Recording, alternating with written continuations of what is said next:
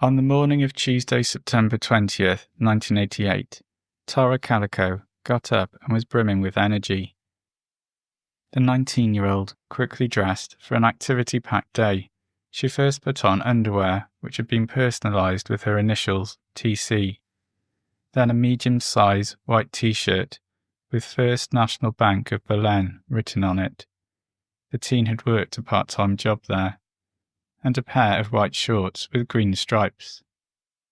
To complete the outfit, she added white ankle socks and white and turquoise Avia tennis shoes. For jewellery, Tara wore a gold butterfly ring with a diamond insert, a gold amethyst ring, and half-inch gold-hooped earrings.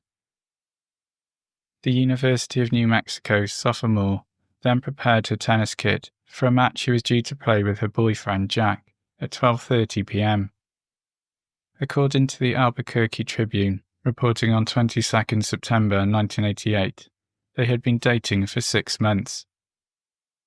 Tara also collected the books she would need for her university classes, which started later that afternoon at 4 p.m. Next, it was time for her morning workout. Tara was a fitness enthusiast, and every morning she would set out on a 35-mile 56-kilometre cycle ride, taking in the vast open spaces of Valencia County, New Mexico. Somewhere between 9 and 9:30 a.m., she left her home on Brugg Street in Rio Communities, Belen. Belen is a town of under 8,000 people and lies 35 miles, 56 kilometres south of Albuquerque. Rio Communities is a subdivision east of Belen. Before leaving, her last words to her mother Patricia, Pat or Patty for short, were, "Come and get me if I'm not back by noon." Tara headed for the NM New Mexico 47 highway, the old NM6, which was just half a mile, 1 kilometre away. The NM47 two-lane highway is hilly in places and can be a challenging ride. The route took her southeast of Rio Communities, and she would normally cycle as far as Highway 60 before turning back to head for home. That day, Tara was riding her mother's bike as her own had a flat tyre in need of repair. Her mother's bike was a Huffy 12, possibly 10-speed with upright handlebars, Savannah model, number K6698. It certainly stood out as it was a shocking neon pink in colour. It sported bright yellow tyre sidewalls with matching brake cabling. The seat cover was made of natural sheepskin. Tara took with her a yellow Sony Walkman. Some reports say it was black, and a pair of headphones so she could listen to music while pedalling. At around 11:30 a.m., some residents in the nearby neighbourhood of Shoal witnessed Tara riding south along NM47 as they passed in a car. This was a regular occurrence. They saw her multiple times a week. Several people saw her that morning. The last confirmed report was at 11:45 a.m. This was along a desolate part of the highway just east of Belen. Tara's mother Patty began to get worried when Tara wasn't home by her usual time of around 11:30. Her first thought was that Tara must have had another flat tyre and been forced to walk the rest of the way home. 5 minutes after midday, Patty decided to go out and look for her daughter. She drove the route twice, but Tara was nowhere to be seen. In the 20 minutes since Tara was last seen riding along the highway, the teenager had vanished.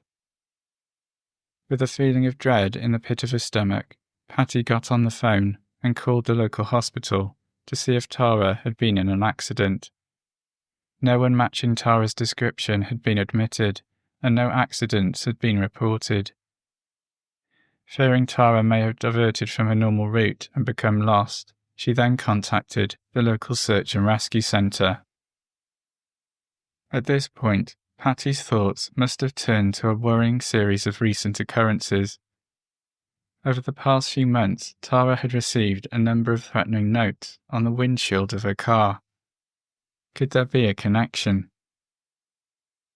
At around 3 p.m, an extremely anxious Patty called the Valencia County Sheriff Department and reported her daughter's disappearance.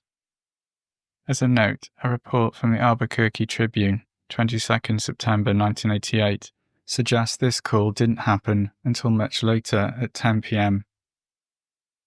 Within 5 hours of the phone call, Tara's details were registered with the National Crime Information Center. This is a computerized database of criminal justice information. Tara was immediately listed as a missing person, with an added note that foul play was suspected.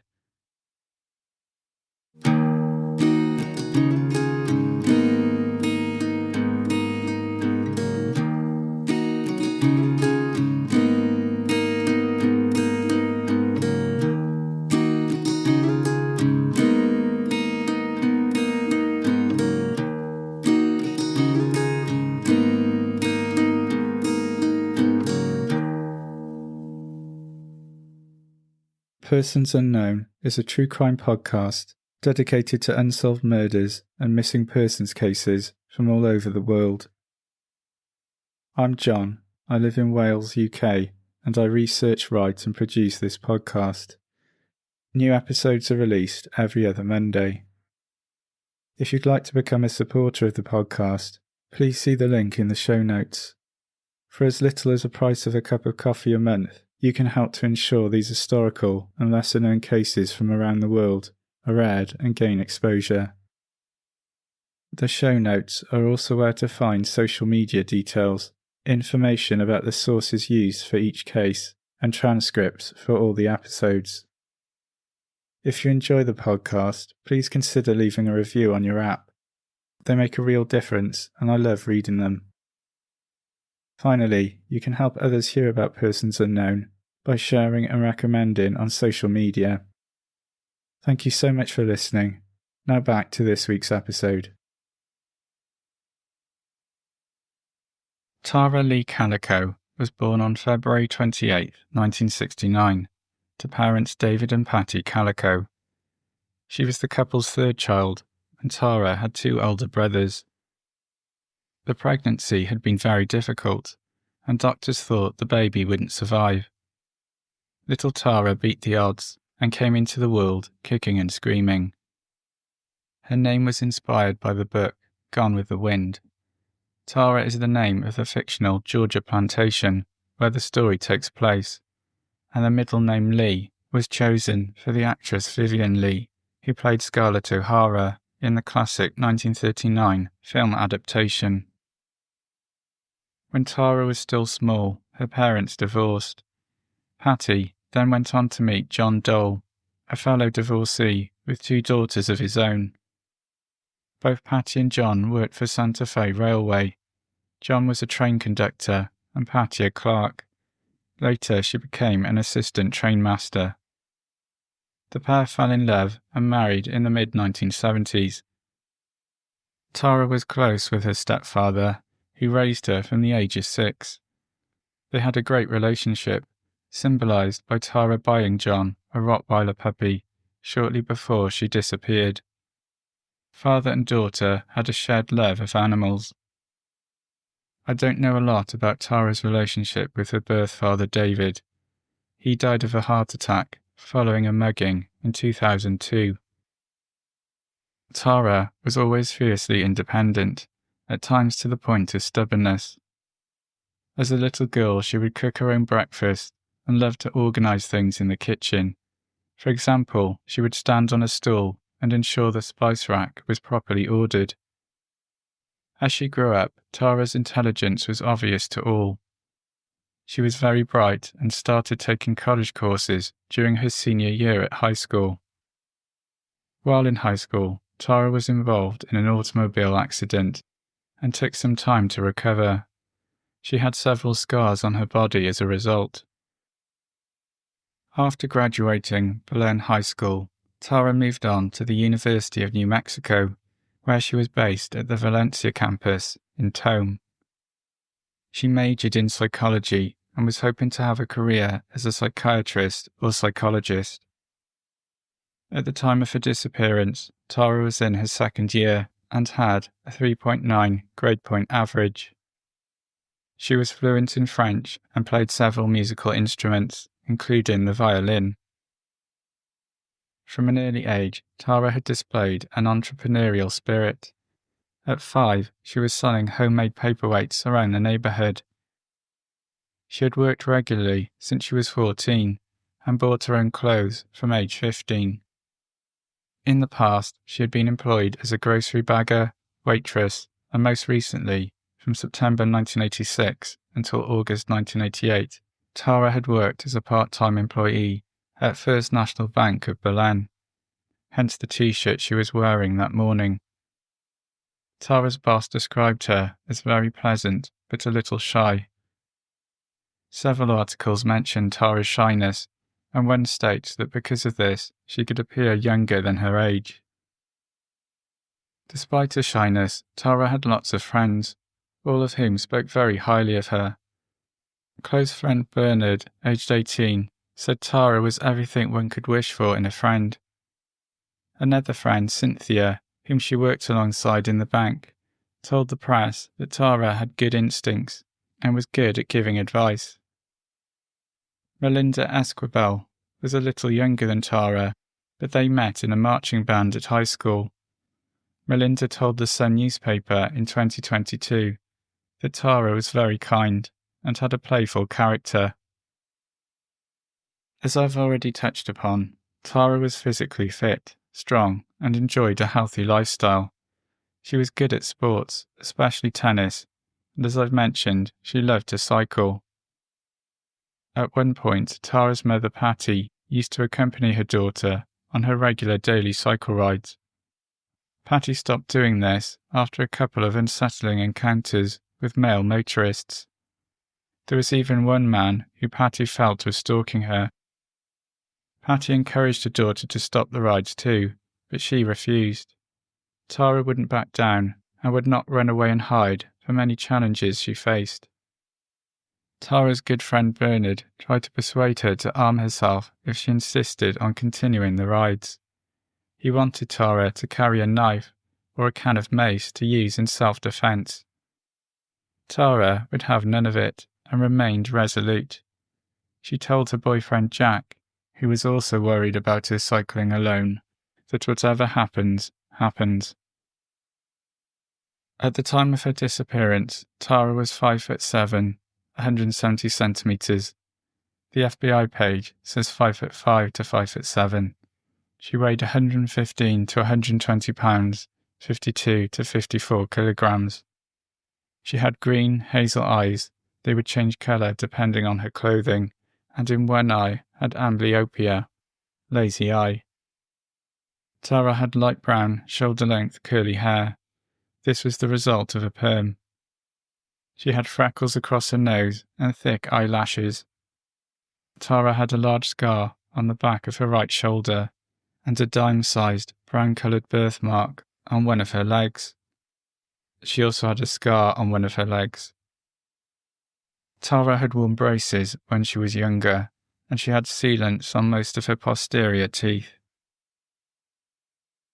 In the immediate aftermath of the missing persons report, investigators searched the Dole residence, and in particular, Tara's bedroom for clues that might point to her whereabouts. Her room was in many ways a reflection of what she loved in life. It was adorned with soft toys, rock posters, books, bottles of vitamins, and inspirational, spoken word cassettes.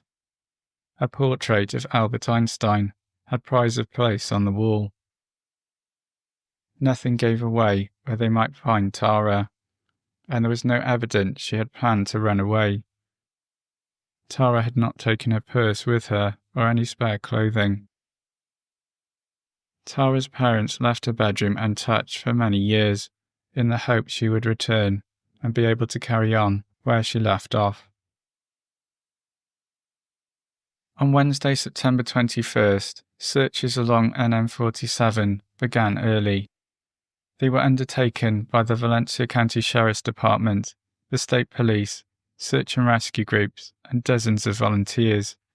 At least 60 officers and volunteers were involved. At 9 a.m, a cassette tape of the band Boston was found in some mud about 90 metres from the roadside. The item was actually discovered by Patty. She believed it belonged to her daughter, who must have been listening to it on her cycle ride.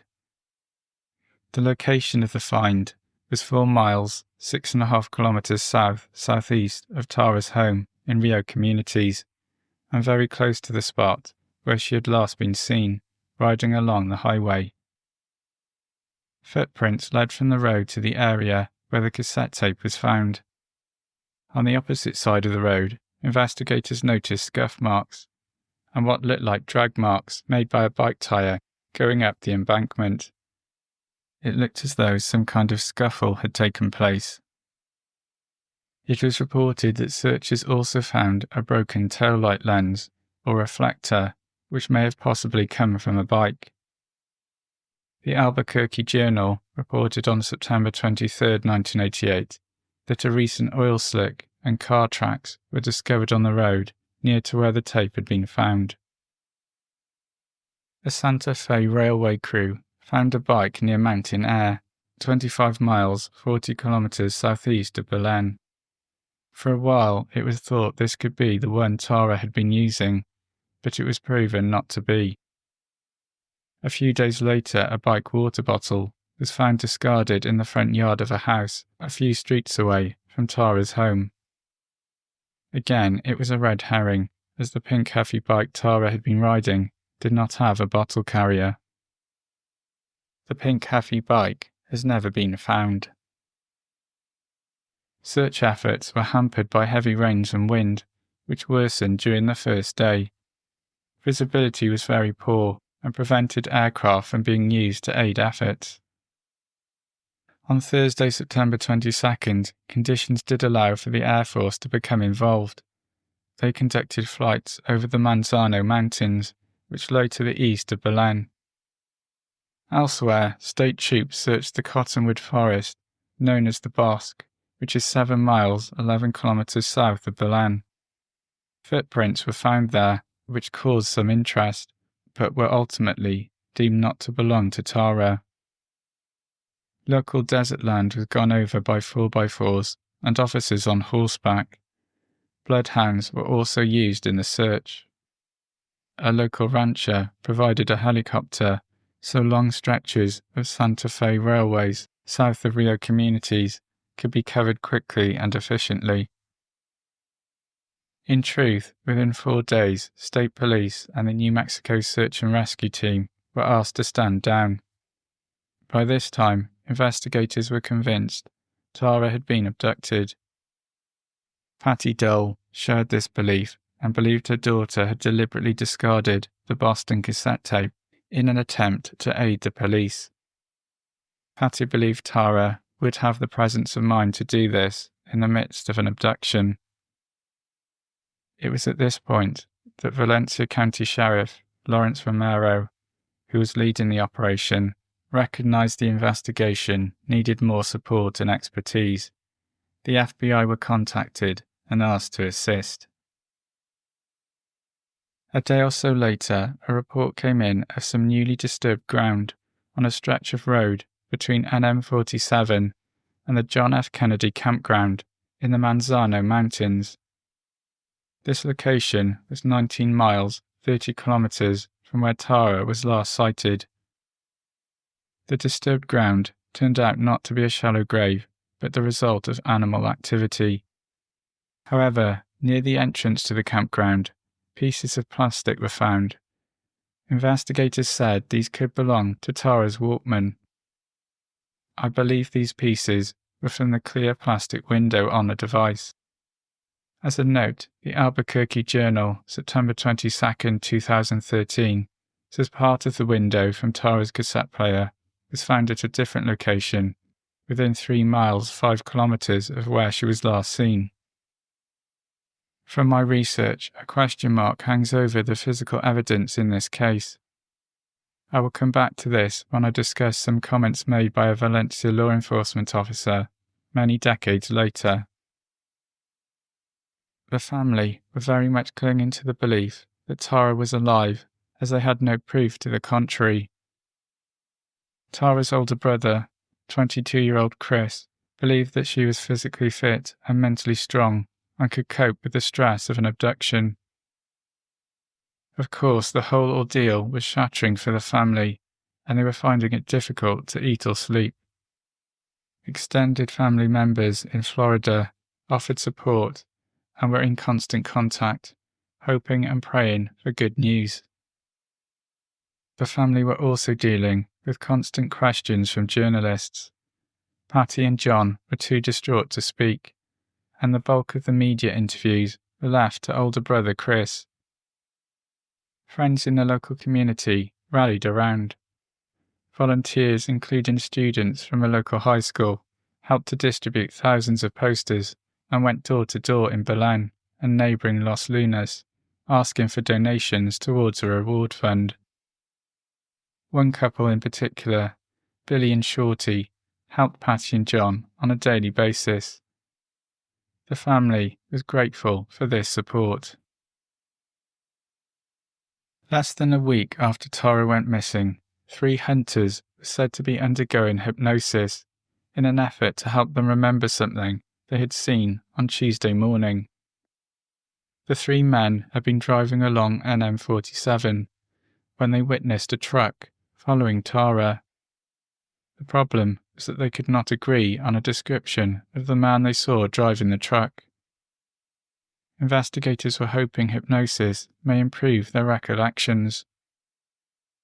After the sessions, the hunters were due to sit down with a police sketch artist, but this was delayed as another witness came forward who had also seen this man.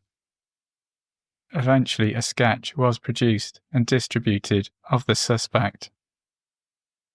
He is depicted as a white male or person with light skin, 35 to 40, 5'9" to 6 foot, 175 to 183 centimeters, 190 to 210 pounds, 86 to 95 kilograms. He had reddish-brown hair with blue or hazel eyes. He had a deep wrinkle between his eyes and his temples. In the sketch, he is wearing a trucker's cap and has small lips and what looks like a beard under his chin.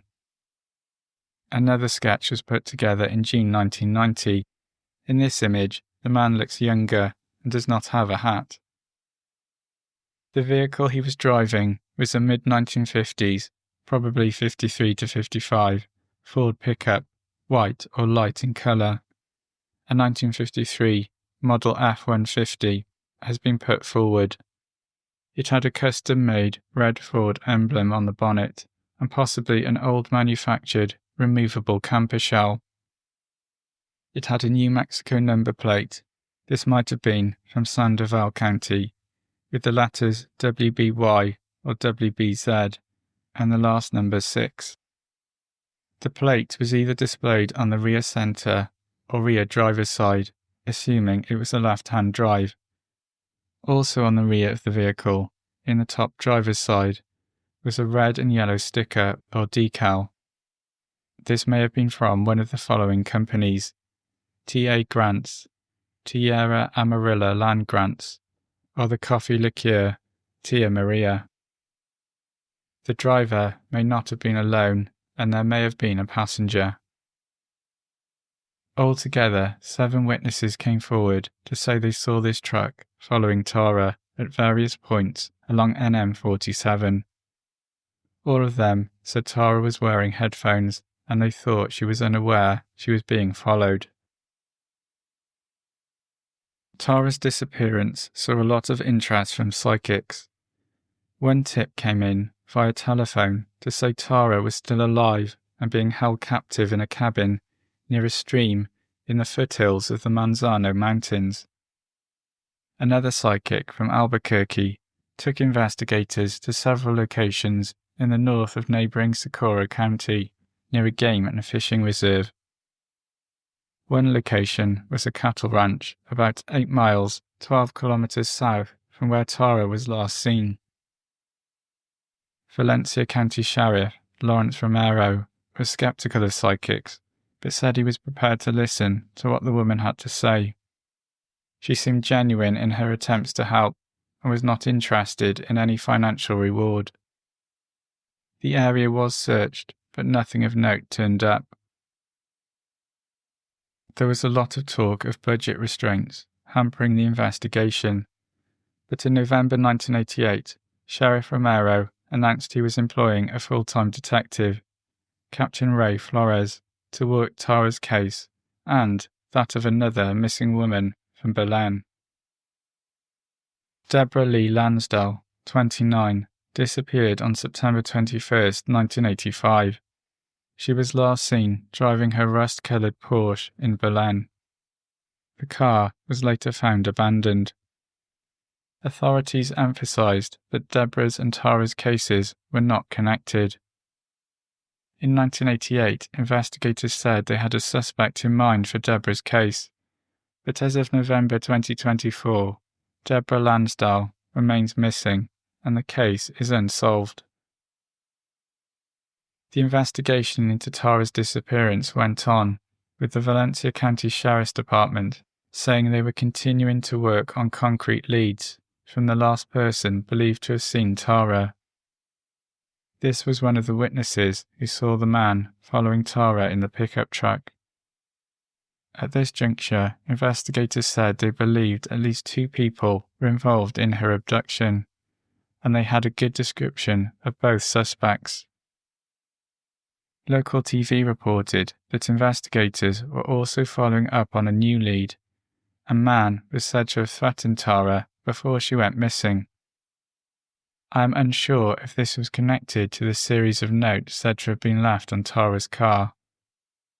Regardless, Sheriff Romero denied this was true.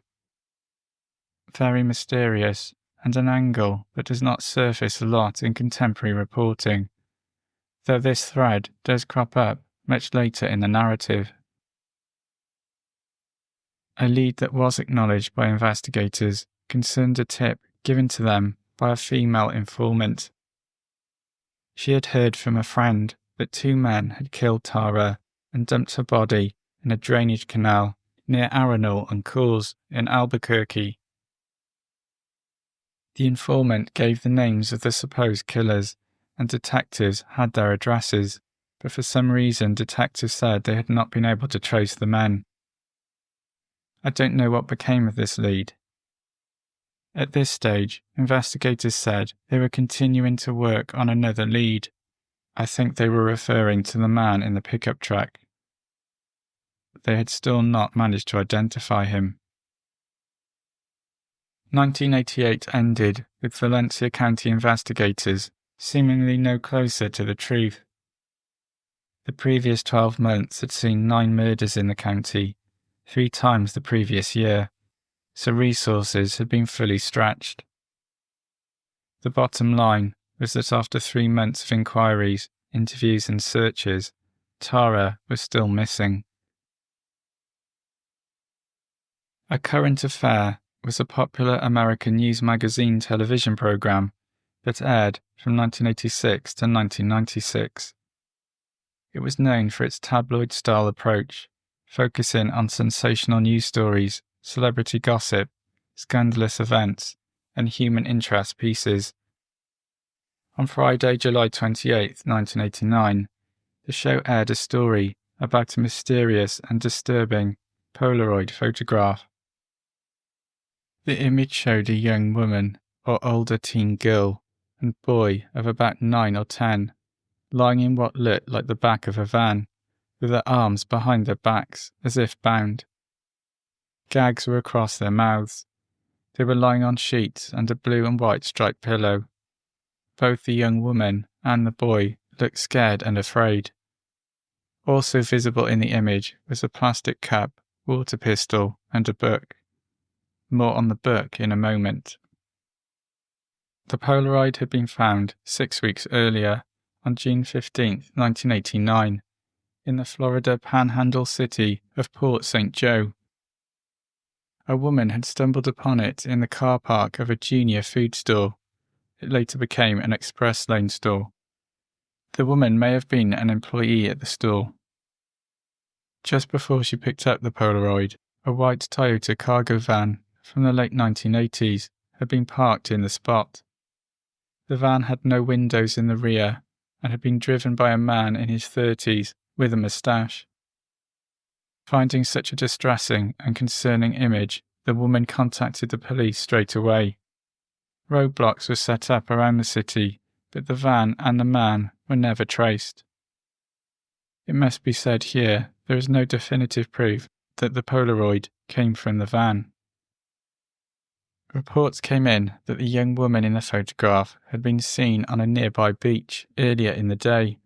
She was with several white males, and they had been given her verbal orders. Newsday, Nassau County edition, reported on July 31st, 1989, that after seeing the image on a current affair, relatives of Tara Calico called in to say they believed the young woman in the Polaroid could be Tara. So was this bound young woman Tara? At first, Patty Dole wasn't sure. She was used to seeing her daughter with wavy-coloured hair and wearing makeup. The woman in the image had neither. Patty rushed to Port St. Joe with family photographs to compare them with the Polaroid. After studying the image close up, Patty was convinced it was her missing daughter. The girl in the photograph had a visible cowslick on the right side of her forehead, just like Tara. The girl in the photograph also had a scar on her leg, identical to the one Tara had sustained following the car accident some years prior. Tara's friend Cynthia was convinced it was Tara because of the young woman's features. On top of that, she noticed that in the photo, next to the young woman, was a copy of the book My Secret Audrina by V.C. Andrews. The friends both loved Virginia Andrews' work and would swap her books with each other. It is said V.C. Andrews was Tara's favourite author, and in some reports that particular title was her favourite book. On the spine of the book appeared to be written a phone number. Not all the numbers were legible, but analysts worked out that there was a combination of 300 possible numbers. 57 of those numbers corresponded with actual valid telephone numbers. In terms of the response of law enforcement to the Polaroid, Valencia County Sheriff Lawrence Romero told the press the woman certainly looked like Tara, and if it was not her, she could have been her twin sister. Experts agreed that the film used to create the Polaroid was not manufactured until April 1989, so it was thought the photo could not have been taken earlier than probably May 1989. The Charlie Project website states that over the years, 2 other photographs have cropped up that could depict the same young woman. One was found near a residential construction site in Montecito, California. It showed just a girl's face with duct tape over the mouth. Some blue striped fabric similar to the pillow in the 1989 image is visible. The film used to make the photograph was manufactured from June 1989. Patty Dole believed this to be Tara, as the girl had a cowslick and amblyopia in one eye, just like her daughter. Another photograph surfaced, produced on film, made in February 1990, that showed a woman loosely bound with gauze. The gauze covers her eyes, and she is wearing dark glasses. In the image, there is a man sitting next to her on the passenger seat of an Amtrak train. Patty Dole was not convinced this was Tara and thought it was likely a hoax. I will briefly touch on the question concerning the identity of the young boy in the photograph. It was first suspected he could be missing 10-year-old Michael Paul Henley Jr. from Milan, New Mexico.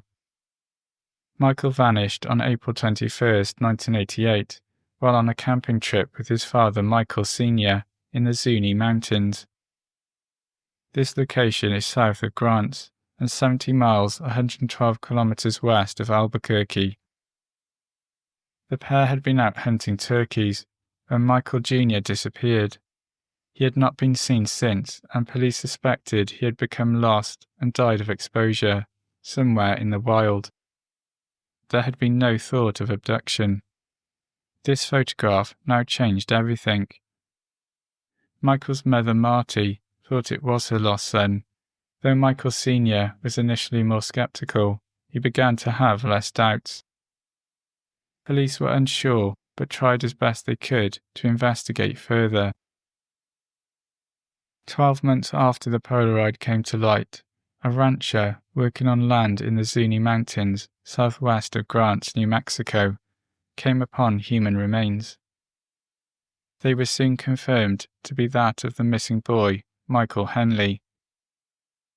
There was no sign of foul play, and the evidence revealed that, as first suspected, Michael had gotten lost and died of exposure. It now seemed extremely unlikely that the boy in the photograph was Michael. While other names have been suggested over the years, the boy in the Polaroid has never been identified. The mystery surrounding whether the young woman was Tara was more complex.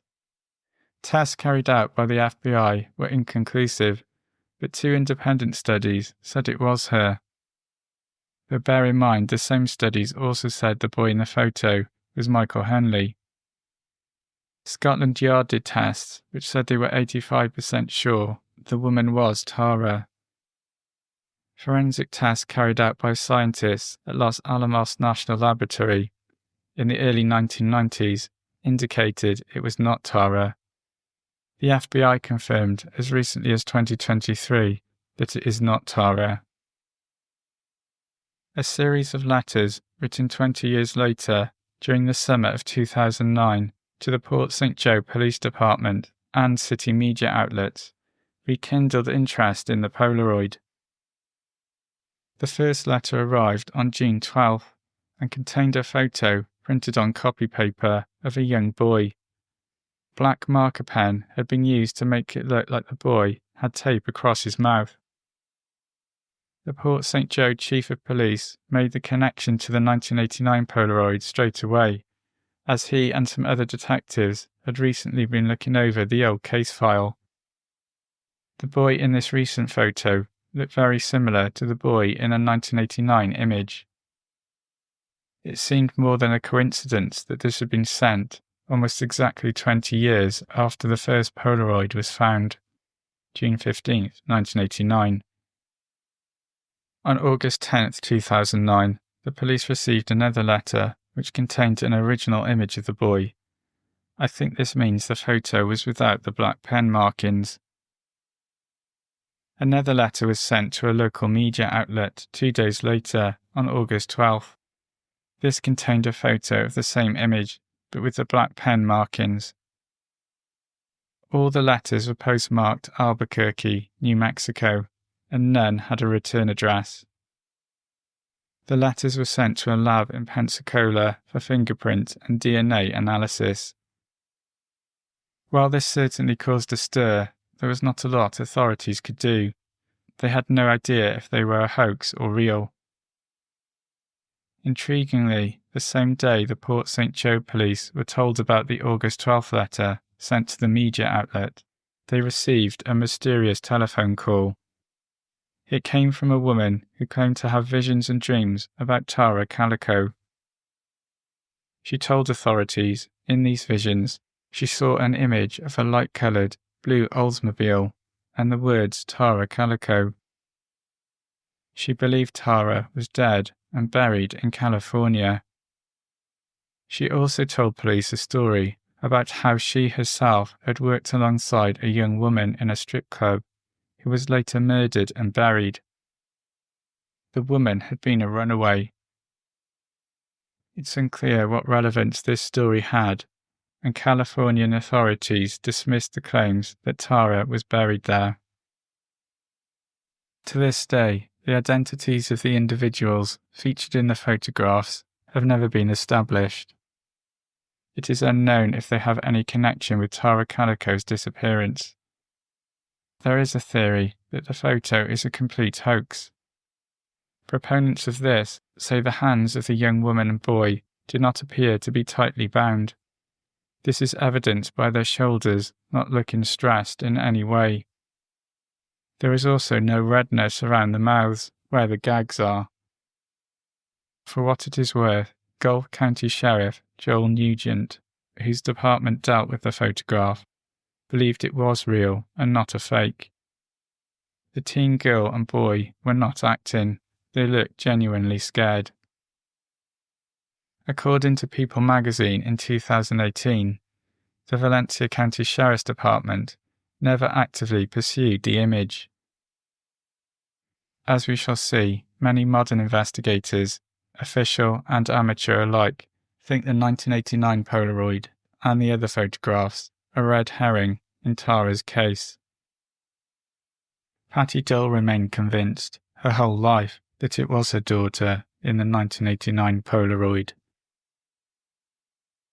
Tara's case remained open during the 1990s. In 1991, John and Patty Dull took the step of becoming licensed deputies as a way of having more tools and leverage to find their daughter. Whenever human remains were found in the local area, they were on tenterhooks. Between 1988 and 1996, 3 unidentified bodies were found in Valencia County, but none of them turned out to be Tara.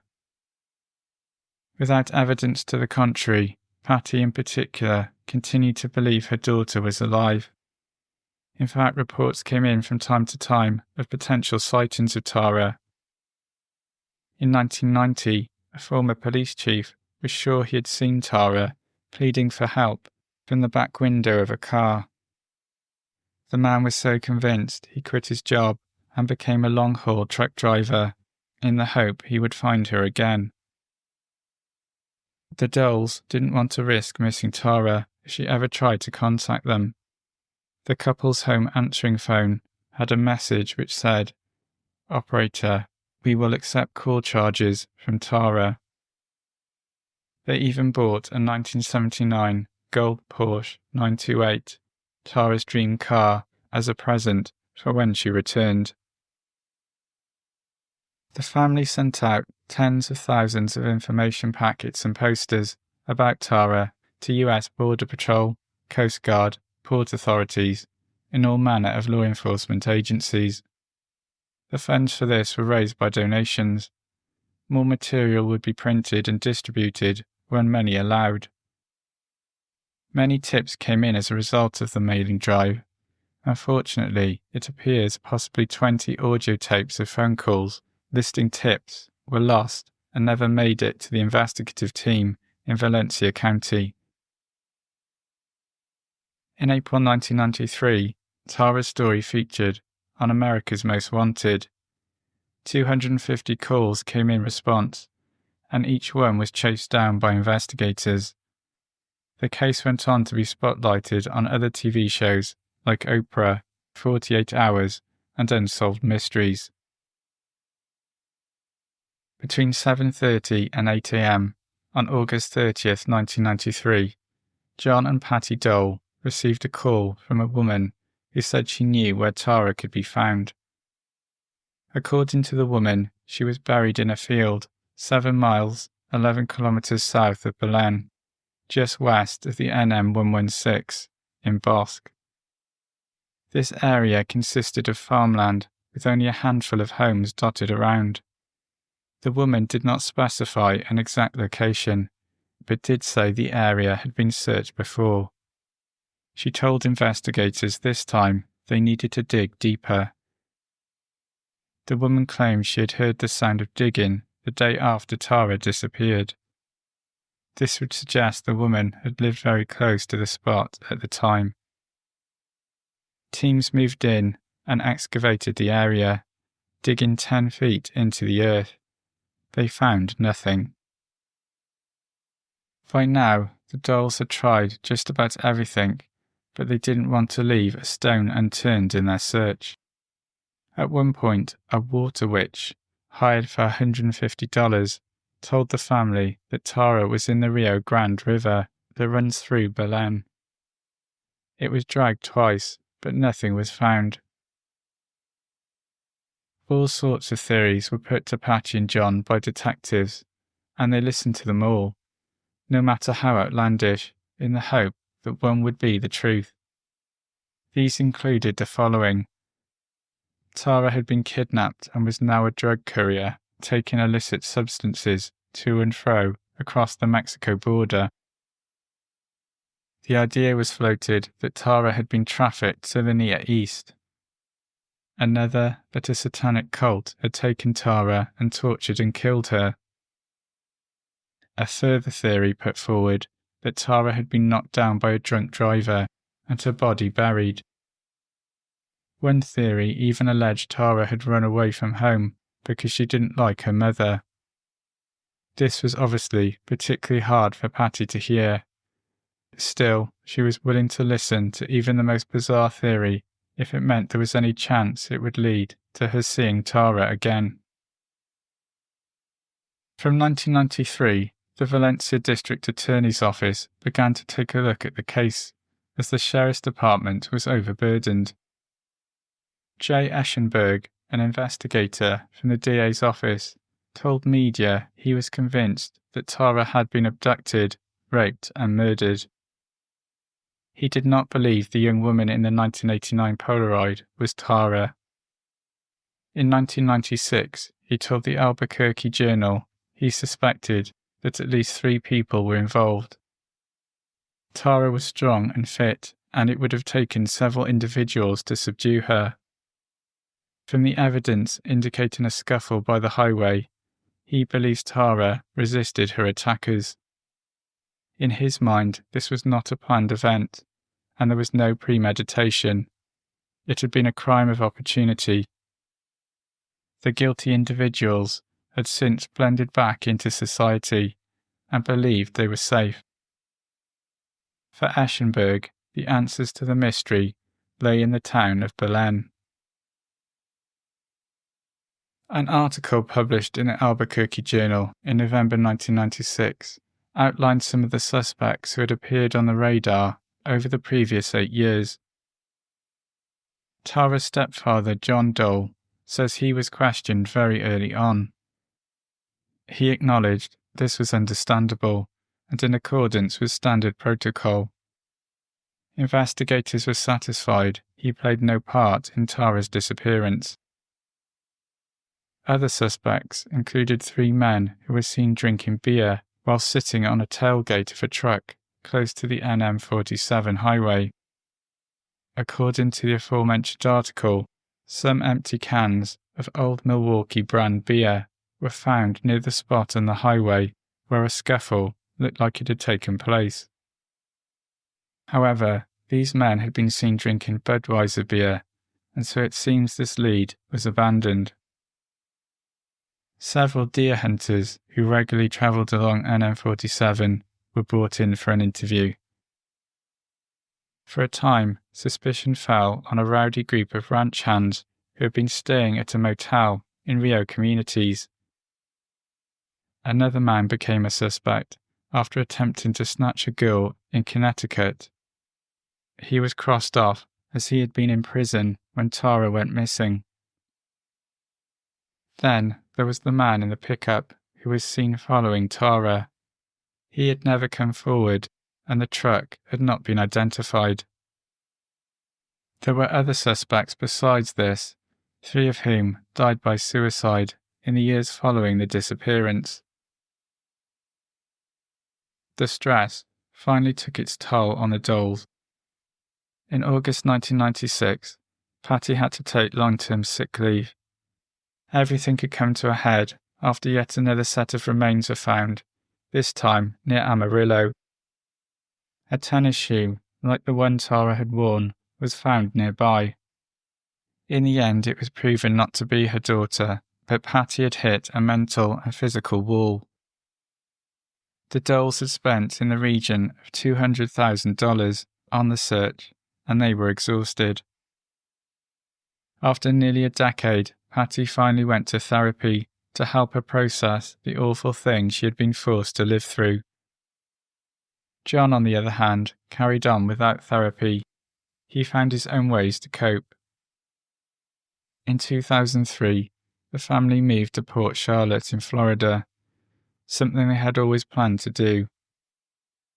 It was a hard thing for them to leave Belen and all it symbolized, but it felt like it was the right time to do so. Their drive to find out what happened to Tara did not diminish. In the late 1990s, early 2000s, rumors circulated that suspected serial killer David Parker Ray could be responsible for Tara's disappearance. In 1999, the then 59-year-old was arrested on charges of kidnapping and torture after a woman survivor escaped his premises in Elephant Butte, New Mexico. For decades, Ray had been kidnapping women and holding them captive for months. He would drug, sexually abuse and torture them on his premises in a trailer he called the Toy Box. On occasion, some family members even aided in his crimes. Due to lack of evidence, he was never charged with murder, but police suspected David Parker Ray could have killed as many as 60 people. He was given a long sentence in 2001, but died in prison just a year later. David Parker Ray's ranch was only about an hour and a half's drive from Belen, and many wondered if Tara Calico could be one of his victims. The FBI looked into this, but decided he was not involved. In the latter half of 2003, a new lead developed. It came about following a tip given directly to the Dole family. Few details were released publicly, but it seems the information came to light following a conversation between an acquaintance of the Doles and a person in a store in Northeast Heights, Albuquerque. A name of a suspect was mentioned and passed on to Valencia County Sheriff's Detective Rene Rivera, who at this stage had been working on the case for almost 7 years. The tip was new to investigators, but was said to be credible. While they said little about this suspect, investigators did say they were currently exploring 3 possible avenues in the case. A few months later, an individual named in connection with an unrelated crime was being tentatively linked to Tara's case. I don't know if this is the same person named in the tip from the Northeast Heights store. A lieutenant in the state police had just been indicted for first-degree murder relating to the mysterious death of his 24-year-old wife in 1995. The officer denied the charges and claimed his wife had died in an accident. According to the lieutenant, he was taking his wife, who was ill with cancer, to the hospital when the car went off the road and crashed. Emergency responders found his wife dead in the back seat of the car, but it was believed she may have been deceased before the crash.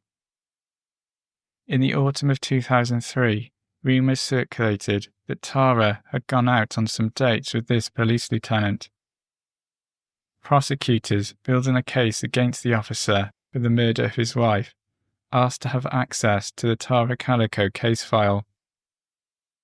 The accused's attorney dismissed any notion that his client was involved in Tara's disappearance, and, according to Patty Dole, Tara had never mentioned this police officer.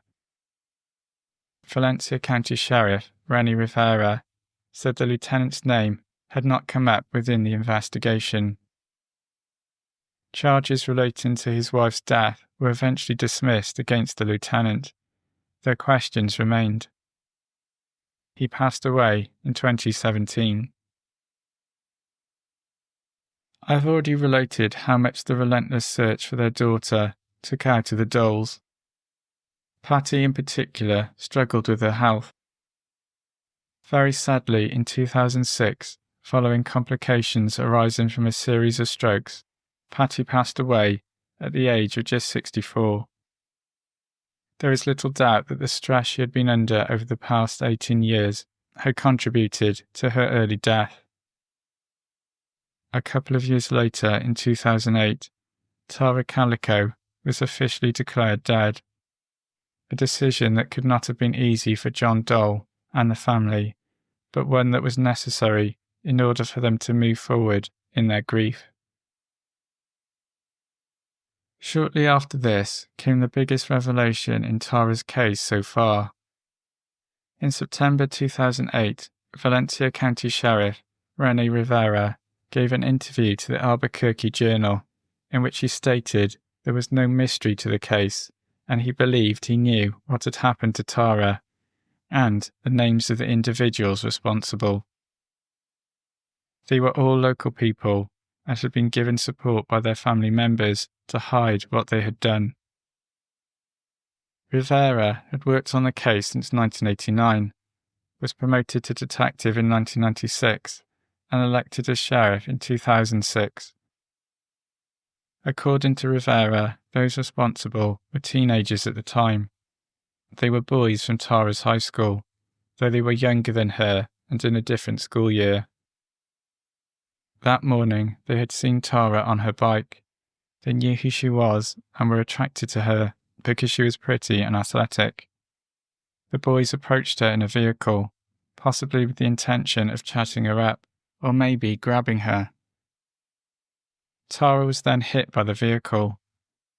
Tara threatened to go to the authorities, and two of the boys panicked and killed her. This was then covered up with the assistance of the teen's parents. Rivera said he had enough information to get arrest warrants for the two boys who killed and buried her. He also knew the names of two other accomplices who were in the vehicle. This was because after 20 years, people were beginning to come forward and talk about what they knew. In the early days, people had been threatened not to talk and were scared, but were now opening up.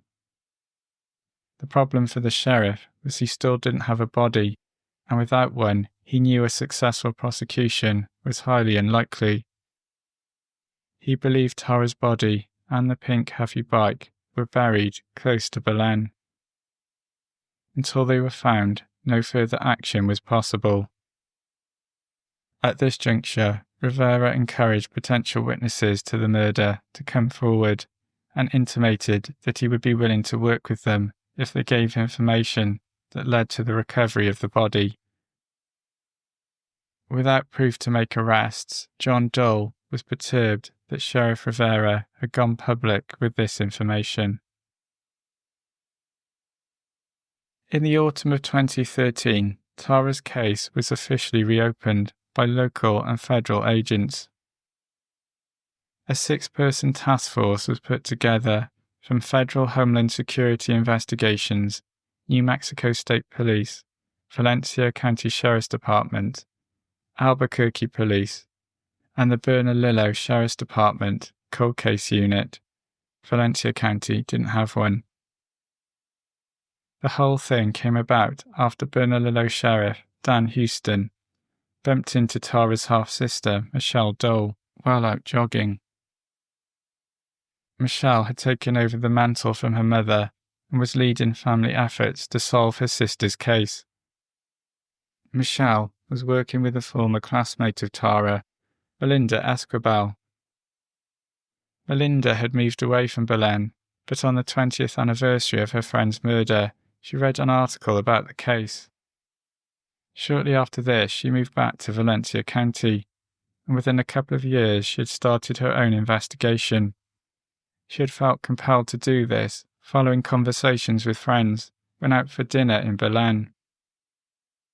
When the topic of Tara's disappearance came up, Melinda was shocked to find the consensus was that everyone knew what's happened and who was responsible. However, there was an awful lot of rumour and speculation going around, and uncovering truth from gossip was difficult. Melinda was moved to action by the injustice and set about asking questions and going over every scrap of information about the case. Not everyone in Belen appreciated Melinda poking around. and I've read some sources that suggest her life was threatened. Indeed, Melinda moved back to Los Angeles for a time and worked on the case from there. It was a tough process, as is detailed by Melinda on her blog at taracalico.com. She says that powerful people didn't want the case to be solved. However, some influential people who had prevented others from coming forward with what they knew had now passed. Perhaps things were beginning to change in this regard. All the work Melinda and Michelle put in contributed to the case being re-examined by the task force. The task force chased up numerous possible leads, including one brought to their attention from a retired county deputy in Georgia. This man had worked the case of an unidentified murder victim who was found by the side of Interstate 59 in December 1988. At the time, the retired county deputy was unaware of Tara Calico. He had recently heard about her case after searching a missing persons website. He thought it was worth checking to see if the unidentified victim was Tara. Authorities had Patty Dole's DNA on record, as she had provided a sample to investigators before her death. It was not a match. The task force was disbanded after 12 months, but before it concluded, a report was filed concerning the confession of a Belen resident. It's unclear exactly when this confession was first given. I was surprised to find that this report is a matter of public record and was available to read online, though I am being selective in what I repeat here. The account is a little rambling, but it seems a man contacted the police to say he was dying and wanted to get something off his chest. His story goes that the day Tara went missing, he went over to a neighbour's trailer to drink and get high. Here, he overheard a conversation between 3 individuals who admitted raping and killing Tara Calico. They implicated a 4th person in the crime. In the confession, the man identified one of the 3 individuals in the trailer as the son of a local law enforcement officer. This individual's involvement in the disappearance had been a long-standing rumour.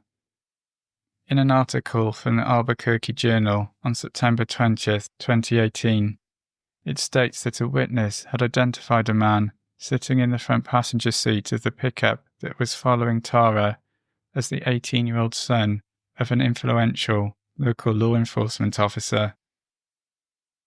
The man's confession went on to say that Tara's body had been disposed of in a pond and her bike dumped in a junkyard in Belen. The son of the law enforcement officer died in 1991, either as a result of killing himself or a game of Russian roulette gone wrong. An article in the Albuquerque Journal from July 20th, 1991 states he was shot dead on May 19th, and that his father, a law enforcement officer, believed his son was murdered. A brief interview with an individual who was present when the death occurred said it had been an accident. This witness added that the deceased man had played a part in front of his dad, but was no goody two-shoes. In the aforementioned article, the father acknowledged his son was no angel, and he had even been forced to arrest him in the past for possession of marijuana. The father lamented his son's passing. He believed his son had turned his life around and had gotten a good job as a welder and had been positively influenced by a pastor. The father of the deceased man, the law enforcement officer, passed away in 2017. Quite a story. The confession went on to say the whole thing had been connected to drug dealing and finished with accusations of police corruption and alleged cover-ups. What is interesting is that Uncovered.com mentions another version of this man's confession, taken in 2006. The details vary markedly. In this version, a different set of individuals are said to be responsible for Tara's death. The son of the law enforcement officer is not mentioned at all. I have found other public records detailing a story by another Belen resident. I'm not going to go into detail, as it's impossible to distinguish hearsay from fact. But this individual does name the son of the law enforcement officer, alongside another individual, as being involved in Tara's death. This second individual was also deceased. In addition, 2 further people were said by this man to be complicit in Tara's disappearance, but he did not know their names, although he did say they were dead too. There were other rumours too, suggesting Tara was killed and her body hidden under concrete slabs, or even stored in a freezer. It's unclear exactly what investigators did with all this information, but none of it could be proven in 2013, which is why no arrests were made and the task force was disbanded. While in operation, the task force had not been without controversy. On the website taracalico.com, Melinda Esquibel alleges there were leaks amongst the task force.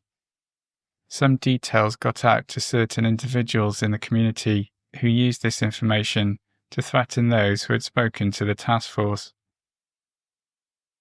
The closing of the task force did not mean the investigation was over. It certainly did not prevent Michelle Dole and Melinda Esquibel continuing their own work on the case. Over the next few years, Michelle and Melinda discovered information long forgotten and found the original case files to be in disorder. Melinda continued working on a documentary film about the Tara Calico investigation, which she had started back in 2010. Actor R.J. Mitty, who played Walt Jr. on Breaking Bad, became an executive producer. He had gotten to know some of Tara's family during his years of filming the show in New Mexico. Melinda also went on to make a podcast in 2017 about the case, called Vanished: The Tara Calico Investigation. Following the podcast, a private investigator approached Melinda and began working with her on the case. He trained her in investigative techniques, which enabled her to produce a data set and case notes to rival those of professional local law enforcement agencies. Melinda developed a case file with over 25,000 items and conducted hundreds of interviews with residents of Belen. When Melinda came across information, she would share it with the Valencia Sheriff's Department. It was difficult, as while a lot of information came into her, there was a lot of rumour and hearsay to weed out. Melinda is confident she has solved the case. She does not believe the young woman in the Polaroid is Tara, and suspects she never left the local area. Her theory is similar to the one shared by the then Valencia County Sheriff, Rennie Rivera, in 2008. Melinda has shared her thoughts in numerous places, including the Sun newspaper in 2022. She believes that Tara was knocked over, abducted and killed. Her body was then buried 20 miles, 32 kilometers away.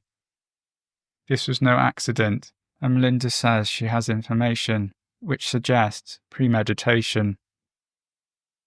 That the person who killed her planned to do it 4 days prior on September 16th.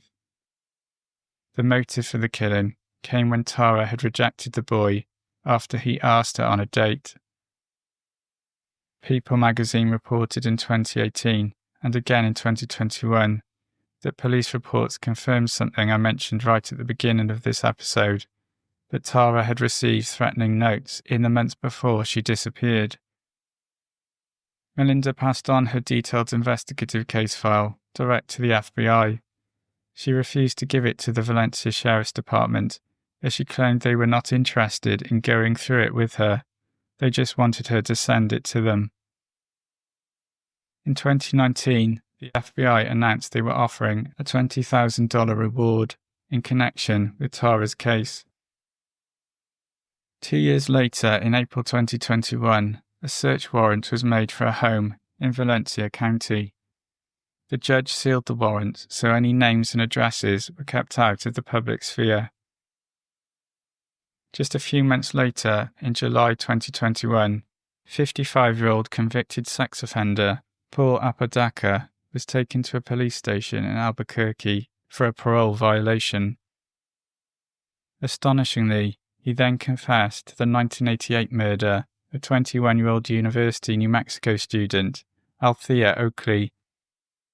He also admitted to killing 13-year-old Stella Gonzalez in 1988 and the 1989 murder of 18-year-old Caitlin Arquette. All three cases had been cold for 30 years. In the wake of this, there was speculation that Apodaca could be connected to Tara's disappearance. By September 2021, authorities had ruled out any link. In January 2024, Paul Apodaca was sentenced to 45 years in prison for his crimes. The summer of 2023 witnessed a major development in the Tara Calico investigation. Valencia County Sheriff Denise Vigil called a news conference on Tuesday, July 13, 2023, at Los Lunas Courthouse. She announced there was sufficient evidence to submit the investigation to the District Attorney's Office for review of potential charges. No further information was given, and details concerning the persons of interest in the case are sealed. That is currently the state of play.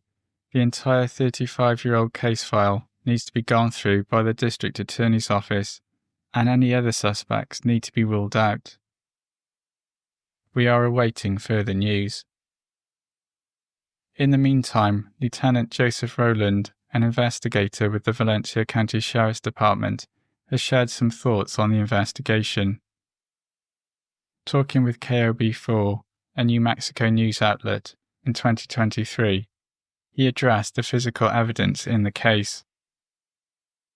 In 2013, when the task force was launched, the media reported that part of the process was going to see evidence re-examined in light of technological developments at a federal facility in Mesa del Sol. Lieutenant Rowland, who started working on the case in 2016, claimed there is no physical evidence to rely on.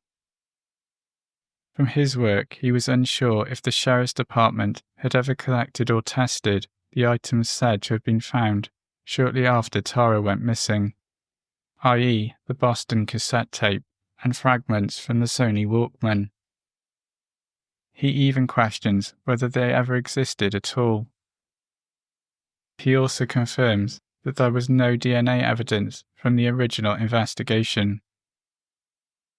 There are also some questions over whether other evidence connected to the case may have gone missing or been destroyed. In the aforementioned piece from KOB4, Lieutenant Ray Flores says some evidence has been lost. Flores was the detective who was recruited by Sheriff Lawrence Romero to work the Tara Calico and Deborah Lansdale cases back in November 1988.